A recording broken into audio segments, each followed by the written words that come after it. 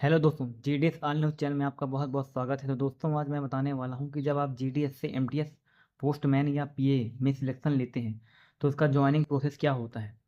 जब आपको selection GDS में होता है, जीडीएस से आप एमटीएस जाते हैं, एमटीएस से पोस्टमैन पीए में जाते हैं, तो आपको कितने दिन का वेट करना पड़ता है। जैसे मान लीजिए जीडीएस से आपने एमटीएस का एग्ज़ाम क्लियर किया, तो कितने दिन का प्रोसेस होता है ज्वाइनिंग में। तो चलिए दोस्तों, वीडियो में एंड तक बने रहिए। मैं आपको एक एक करके बारी बारी जानकारी देता हूँ कि क्या क्या प्रोसेस होती है। तो दोस्तों, फर्स्ट है जीडीएस से एमटीएस। यदि आप एमटीएस या पोस्टमैन में गए हैं तो आपका पहले जीडीएस का ज्वाइनिंग लेटर लगेगा और चार्ज रिपोर्ट लगेगी वहाँ से रिलीव होने की, जहाँ से आप जा रहे हैं।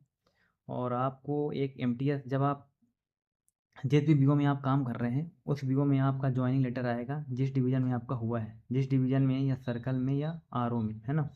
वहाँ से एक लेटर आएगा और एक आपके आपके अधीक्षक कार्यालय से एक लेटर आएगा आपकी ज्वाइनिंग का, वहाँ का ऑर्डर के लिए, है ना, जहाँ पे आपकी ज्वाइनिंग हो रही है।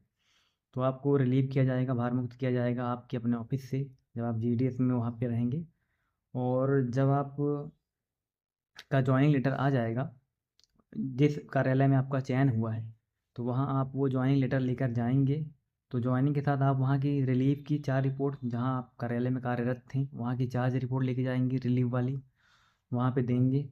और एक ऑर्डर मिलेगा आपका कार्यालय का, जहाँ पे आप कार्यरत थे, तो वो ऑर्डर लेके जाएंगे जहाँ पे आपका ऑर्डर आया है, सिलेक्शन हुआ है।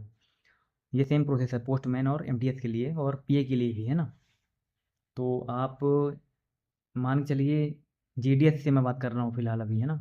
तो ये आप लेकर जाएंगे, वहाँ देंगे अपना Aadhaar, PAN, bank detail, 4 report, joining order और अपने कार्यालय का ऑर्डर, जो वहाँ से आएगा वो वाला ऑर्डर, है ना। तो ये सब चीज़ देंगे तो आपको वहाँ पे ज्वाइनिंग दिलवाएंगे, 4 रिपोर्ट करवाएंगे। तो दोस्तों, ये जो जो डिटेल है, जितने भी डॉक्यूमेंट्स मैंने यहाँ पे लगाए हुए हैं, लिखे हुए हैं, ये सब डॉक्यूमेंट्स आपको लेकर के वहाँ जाना है, क्योंकि इन सब डॉक्यूमेंट में आपका फिर जब आप रेगुलर एम्प्लॉयमेंट हो जाते हैं तो आपकी पीएफ बनती है। और पीएफ में फिर सर्विस बुक भी बनती है। सर्विस बुक में ये सब जानकारी अपलोड करनी पड़ती है, इस कारण से ये आपका डॉक्यूमेंट्स लिया जाता है। तो ये डॉक्यूमेंट्स आपके ज़रूर वहाँ पे लगेंगे। और आपका जो भी छुट्टी होगी, आना जाना, जितने भी आप छुट्टियाँ अप्लाई करेंगे, ये सब इसमें ऐड होता है सर्विस बुक में, है ना। आप तो आपका IT 2.0 में सब कुछ शो होता है। ये सब उसी कारण होता है जब आप डॉक्यूमेंट देते हैं वहाँ पे, है ना। तो ये मैंने लगा दिया हुआ है, तो इसको भी आप मेंशन करिएगा जब आप ज्वाइनिंग करने जाएंगे, ज्वाइन करने। शाम को रिलीव हुए अपने ऑफिस से और सुबह चले गए ज्वाइन करने। सुबह यदि 12 बजे के पहले ज्वाइन कर लेते हैं तो आपकी ड्यूटी उस दिन से काउंट हो जाती है, शुरू दिन से, है ना।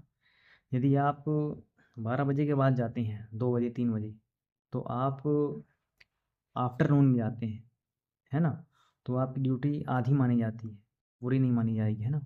तो आपकी उस दिन की आधी सैलरी मिलेगी, फिर नेक्स्ट दिन से आपका काम चालू हो जाएगा। तो ये हो गया जीडीएस से एमटीएस, पोस्टमैन, पीए। अब बात करते हैं, यदि आप एमटीएस थे एमटीएस से पोस्टमैन गए या पीए गए, अब इनके लिए सेम रहेगा, है ना।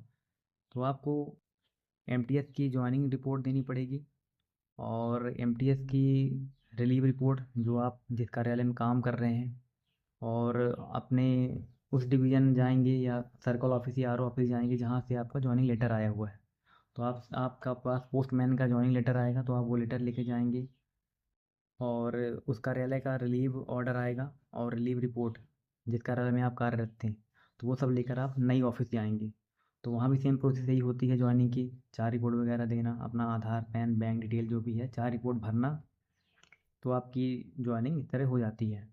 तो ये ऑर्डर आपको, जैसे मान के चलिए आपका सिलेक्शन हो गया, तो ये ऑर्डर लगभग 15 से 20 दिनों में आपका ये सब प्रोसेस हो जाती है, तो ज़्यादा समय नहीं लगता है। तो आपके लिए बड़ी एक प्रकार से अच्छी न्यूज़ होती है कि आपका सिलेक्शन हुआ है, प्रमोशन हुआ है। क्योंकि जितने भी जीडीएस कैंडिडेट हैं खास करके, वो वेट करते हैं कि हम एमटीएस और या पोस्टमैन या पीए बन जाएं, एटलीस्ट विभागीय कर्मचारी तो हो जाएं। क्योंकि जब तक इंसान जीडीएस रहता है तो सोचता है कि हम किसी भी तरह डिपार्टमेंटल एग्ज़ाम दे करके प्रमोशन ले लें। तो ये एक बहुत बड़ी बात होती है, सेंट्रल गवर्नमेंट एम्प्लॉय होना। तो दोस्तों, ये थोड़ी छोटी सी जानकारी है, बट ये प्रोसेस है ज्वाइनिंग की। जब भी आप जीडीएस से पोस्टमैन, एमटीएस, पीए बनते हैं तो दोस्तों ये जानकारी यदि अच्छी लगी हो तो चैनल को सब्सक्राइब कर लीजिएगा, और इससे रिलेटेड कुछ भी जानकारी आपको चाहिए हो तो आप बता दीजिएगा। मैं डिपार्टमेंटल एग्ज़ाम से रिलेटेड भी कुछ वीडियो डालता रहूँगा, तो आप उसको देख सकते हैं।